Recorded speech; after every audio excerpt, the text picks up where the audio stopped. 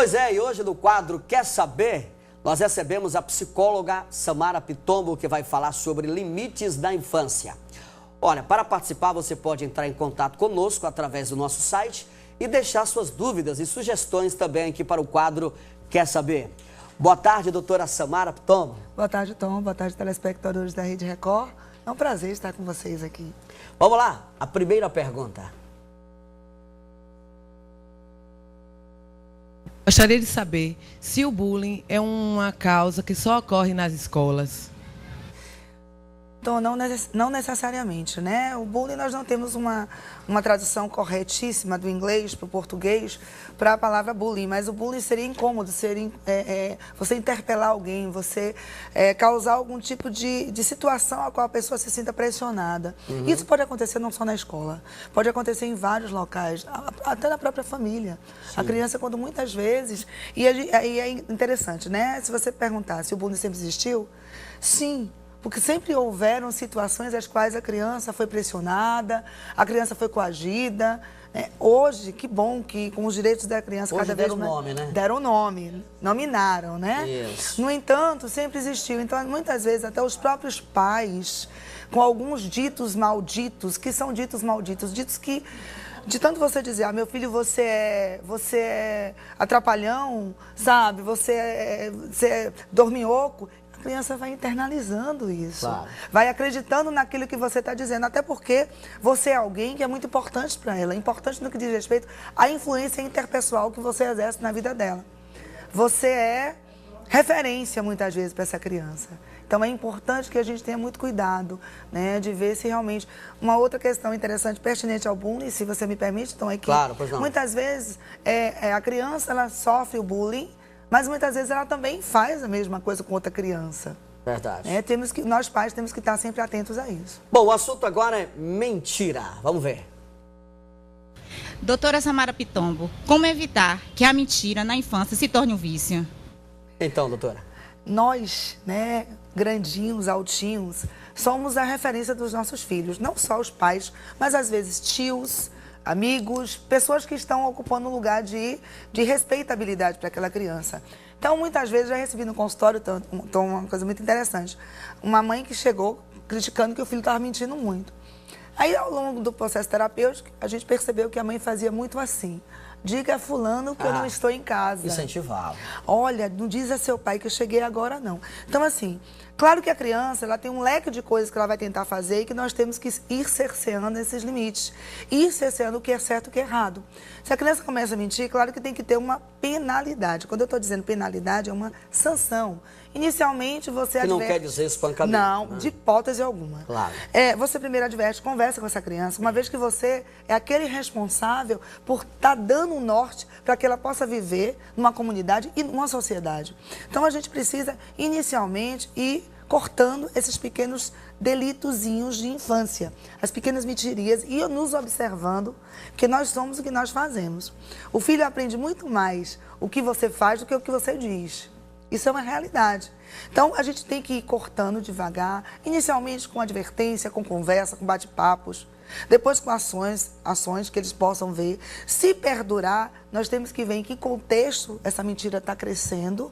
A criança vai se tornando maior, 9, 10 anos. Qual é o contexto que tem acontecido para que nós venhamos a intervir? Mas é importante que a gente corte nos primeiros momentos que a gente perceber que essa criança está utilizando da mentira. E que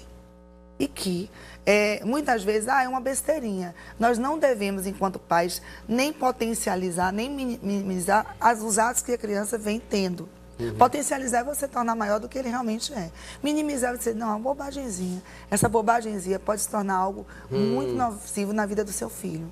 Verdade. E os pais são os grandes exemplos, não tenha dúvida disso. Sem dúvida. Dizer não à criança, principalmente quando é o primeiro filho, é meio complicado. Veja essa pergunta aí, doutora. Doutora, saber dizer não é importante na educação da criança? Certamente, Tom. Dizer sim, mas o mundo ele é muito mais de nãos do que de sim. E principalmente nós que somos os orientadores dos nossos filhos, precisamos ter tanta propriedade de dizer sim como dizer não. Alguns pais dizem assim, eu não sei porque meu filho, ele insiste, aí eu não suporto. O problema não está na criança, está no pai e na mãe. O não é amor também. A gente precisa entender que muitas vezes o não é amor. Então, ele precisa ser dito. Até porque nós, enquanto pais, queremos proteger, orientar, ensinar da melhor forma possível. No entanto, o mundo nem sempre é tão protetor, seguro, dá esse amparo aos nossos filhos como nós tentamos dar. Então, é importante que esse filho seja criado para a vida e para o mundo. Então, o não é muito importante. E ele vai ouvir ao longo da vida muito não, né? Muito mais. E lidar com as frustrações do não. Hoje a gente percebe muitos adultos que não conseguem lidar com os nãos, com as frustrações. Precisamos trabalhar as nossas frustrações. Obviamente que o sucesso e as coisas acertadas, elas também têm que ser trabalhadas. Mas o não é muito mais importante de você ter a segurança de dizer esse não ao seu filho. Dormir com os pais é a próxima pergunta. Veja aí. Doutora Samara, como evitar que as crianças vá dormir na cama com os pais? Esse frio aí, hein? Oh, delícia. Até eu tenho saudade de dormir com meu pai. Olha só. É muito gostoso. Mas dormir assim, gente, tudo a gente não pode intensificar, crescer o problema. Dormir com os pais esporadicamente. Seu filho está doente, está com febre, você quer monitorar melhor. Isso nós não podemos levar as coisas a ferro e fogo e dizer, não pode. Obviamente que essa questão do dormir tem a questão do espaço, do lugar. Cada um de nós temos a nossa cama. Os pais têm a cama dos pais, os filhos têm a deles. Uhum. Então, a criança tem que ter a noção de espaço, do que ela é do que pode e do que não pode.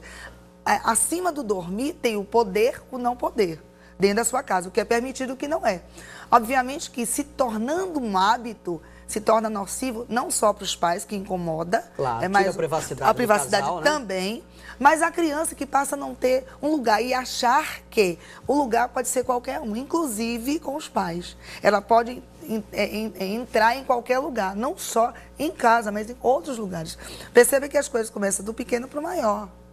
Você vai intensificando as suas ações, as suas atitudes. Então, o não tem uma relação, ou o dormir com o pai tem uma relação muito de espaço, de limite. É o que todos nós até hoje estamos trabalhando e temos tentado trabalhar com as nossas crianças, os nossos adolescentes e muitas vezes os nossos adultos, que trazem problemas lá da infância. Então, essa questão do dormir não é um problema, mas se torna um problema se tornar hábito.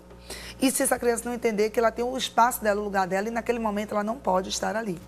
Isso cria também a dependência, né? Com certeza. E deixa de se tornar um adulto proativo, um adulto independente, um adulto que passe a tomar decisões, porque, gente, nós nos tornamos adultos e passamos a ter a necessidade de tomar decisões que muitas vezes não vão agradar a todos, vão desagradar.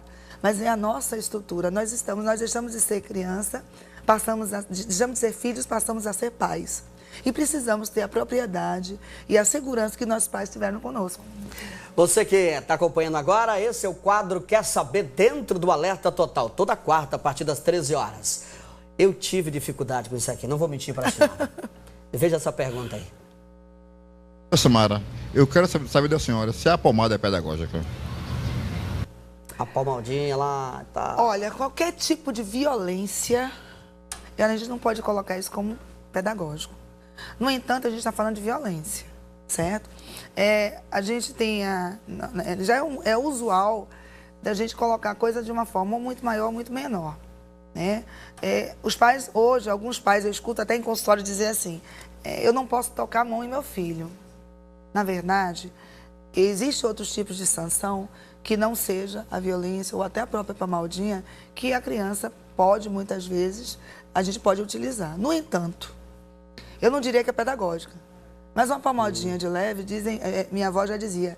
A senhora levou a palmadinha? Já levei muito. Eu também levei um bocado. Um monte. Mamãe fazia isso. E palmadinha, foi bom, gente, não foi espancamento, não, em momento algum. Né? Os pais sabiam, até porque... Desculpe lhe interromper. Aliás, no passado não precisava nem palmada, bastava o olhar do pai ou da mãe, né? Então, com certeza. Já era uma surra Era mesmo. o respeito no que havia. Isso. Aí é toda uma construção desse respeito em casa. Os nãos, o que podia, o que não podia, e você não questionava. No entanto, Tom, nós estamos em outros momentos. Claro. São outros tempos. Alguns colocam evolução, outros colocam que não houve evolução, que houve uma involução a título de valores éticos e morais. Outros, mas são outros. Então, certamente que tudo comedido, tudo na medida certa, tudo sem o agredir a pessoa, ele é interessante na educação das crianças. Que bacana. Se o indivíduo, por exemplo, come demais, vai ter um problema sério, vai ficar obeso. Sem né? dúvida. Problemas gástricos. Se bate na criança o tempo todo, gera um espancamento, uma frustração também, E né? muitas vezes a criança perde aquilo. O que o pai quer muitas vezes com bater no filho? Ele quer que o filho não faça aquilo, não cometa aquilo. E muitas vezes ele cria uma ira e aí que o filho vai cometer, escondido dele. O diálogo também é muito importante nessas horas, Muito. né? A comunicação é fundamental. Às vezes no consultório tem pais que chegam e dizem assim, eu converso muito com meu filho. Não. Ele fala o que o filho deve fazer, ele não dialoga. Diferente. Diálogo pressupõe uma relação de troca. Mensagem, emissor, receptor, ruído, bloqueio, tudo isso que trabalha na questão da comunicação. Só para fechar aqui, televisão acaba atrapalhando as crianças, no seu desenvolvimento, no intelecto, escola? Interessante, Tom, eu não diria que atrapalha. Olhe bem, tudo comedido, na medida certa, ele é interessante. A senhora disse anteriormente, Os pais dizem muitas vezes assim, não tem tempo de levar um filho para brincar e tudo, aí coloca é uma forma de entreter a criança na TV. O que não pode é a criança passar o dia na TV. Ou deixar suas atividades, seus afazeres, suas atividades da escola, deixar de brincar, enfim, outras coisas. Na verdade, não só a TV, como a internet, hoje, é ruim. Não é ruim. Se tudo for na medida certa, dosado, com limite, é interessante. As crianças precisam também estar informadas. É uma forma. Tá chovendo, eu não tenho lazer, assim. Meu filho pode ficar na televisão. Ele não pode passar o dia inteiro ou viver na televisão. Aí eu estou com meu filho. Aí eu boto meu filho na frente da televisão e eu fico aqui batendo papo com a minha amiga e estou com meu filho. Eu saio com meu filho, aí eu vou para um bar. A televisão vira uma babá, né? Uma babá. É verdade. Eu saio com meu filho, aí o pai está num bar, tomando a cervejinha dele, o filho está ao lado, o filho nem conversa com o pai, nem o pai com o filho. Pode tomar tudo. Que relação é essa? Comunicação Que é a palavra. família é essa, né? Verdade. Doutora, obrigado pela sua vinda aqui, Foi um sempre prazer, simpática, meu Tom. né? Malhando muito, hein? Com certeza. Um beijo, obrigado pela sua vinda aqui, hein? O quadro Quer Saber retorna na próxima quarta-feira, a partir das 13 horas. Você pode participar, entrar em contato conosco através do nosso site e deixar suas dúvidas e sugestões. Até a próxima quarta com esse quadro. Tchau.